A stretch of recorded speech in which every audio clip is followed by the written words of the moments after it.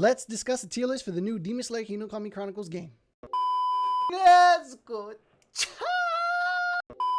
What is up, YouTube? It is your boy Wavery 2 times, because if it doesn't work the first time, it definitely works the second time. We are back with some more Demon Slayer Hinokami Chronicles. We are going to be discussing a tier list, but before we get into that, make sure you guys hit that subscribe button and post notification bell so you guys don't miss any of my daily Demon Slayer content, because I'm telling you, bro, you don't want to miss it.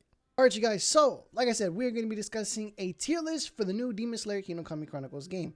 I did this tier list almost about a month ago, so this has to be an updated one, and I wanted to bring a fresh one for my newcomers and my people wanting to get the new ones, especially for the new characters that we have. The old one that I didn't do a S tier, but come on, we're going to do S tier, alright?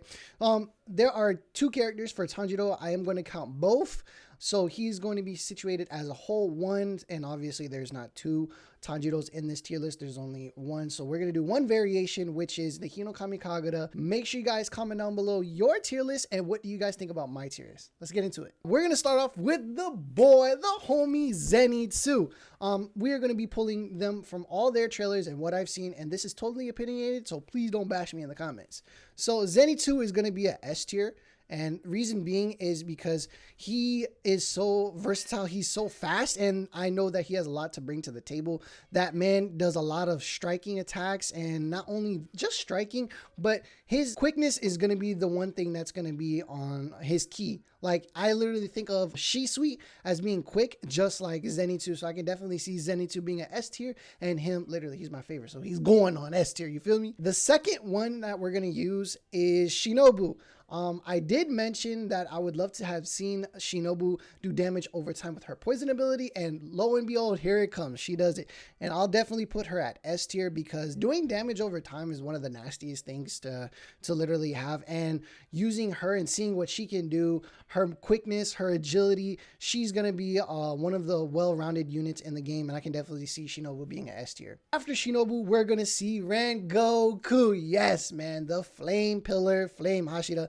I'll put him at S tier. And reason being is Rangoku does a lot of wide range attacks. That man is a monster. Even I can only see how nasty he'll be in his awakening state. He's already throwing around, you know, all these big flames and all these big attacks and mashing that square button. I can just see him going crazy. He's definitely a threat, and that's why I put him at S tier. The next one we're going to go touch on is my wifey, Nezuko-chan. I don't see her being a big threat like Zenitsu, Shinobu, and Rangoku, but I'll definitely put her at A tier. Number 1 being she is a demon. Second being she's my waifu, and actually the overall being is she's the only demon in the game as of the time of this recording, but she is a well-rounded unit. She's throwing hands. She has her blood demon art, and she's Nezuko. I can't say much about her. She's nasty. I can definitely see her doing more.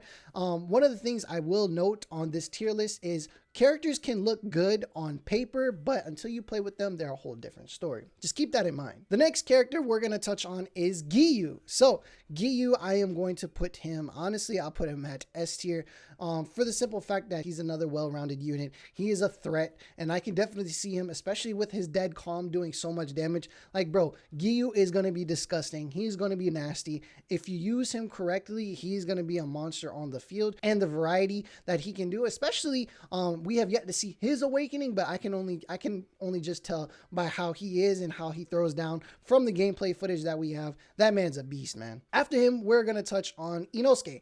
Inosuke is actually going to be an A tier. Reason being, Inosuke is like a heavy tank, should I say. Like, the way he fights is more of a tanky unit, and I can definitely see him holding his own, especially with his monstrous attacks.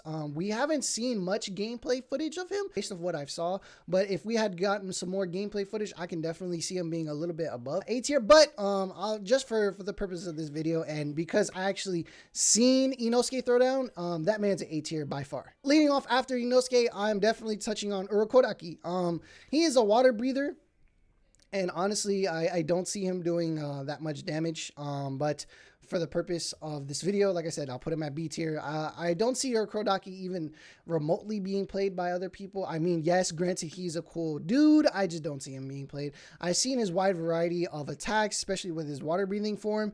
I just don't see him being that much of a threat, but hey, he's B tier. You can't lie. Now, after Urokodaki, we're gonna touch on the homie Morata. We're gonna put him at S tier, man.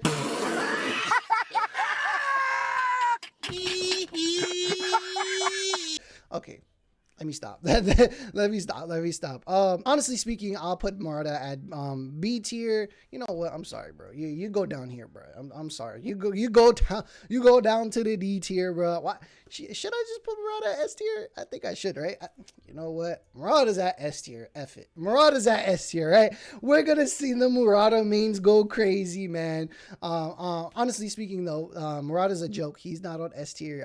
If anything, Morata goes under the D tier, but just for the purpose of this video, he's a gag character, so he's going on S tier. But Morata doesn't really have much to bring to the table with his little splash of sparkling water that he offers on his breathing techniques. After Morata, we are going to touch on Makoto. Makoto, like I said, don't really see much of her. Don't really see her doing pretty much anything, but I'll put her at B tier because, you know, I still like her and I still would have loved to see more gameplay footage of her. But like I said, she doesn't have much to offer. I just don't really see her doing that much crazy damage, and literally, that's just Makoto. After Makoto, we got Sabito. Actually, I can definitely see Sabito being an A tier unit because Sabito is actually pretty nice, man. And Sabito has his quickness, his agility, his trapping style. I can definitely see Sabito bringing so much to the field, especially his water breathing techniques. You know, him actually training Tanjiro. I can definitely see him being actually not only a threat to the field, but actually pretty useful and versatile. Last but not least, we have Tanjiro Kamado. This man is a S tier unit. We are counting him as a Hinokami Kagura. Like I said, water breathing, no, but Hinokami Kagura S tier. He has a lot of variety. You've already seen the gameplay footage of him going crazy. You've already seen him using his awakening technique. Like, this man is a threat. I definitely will be running him myself personally with Zenitsu and a whole bunch of others. This man is disgusting. Like I said, this whole tier list is opinionated, but you guys comment down below. What do you guys think about your tier list, and what do you guys think about a tier list for upcoming demons? Because I'll definitely touch on that. I'm not counting the Gakuen characters because the Gakuen characters are Gakuen characters. They have their own special ish, and if anything, they're just not counted in this video. But make sure you guys hit that subscribe button and post notification bell so you guys don't miss any of my daily Demon Slayer content. And as always, Nezuko-chan, stay wavy.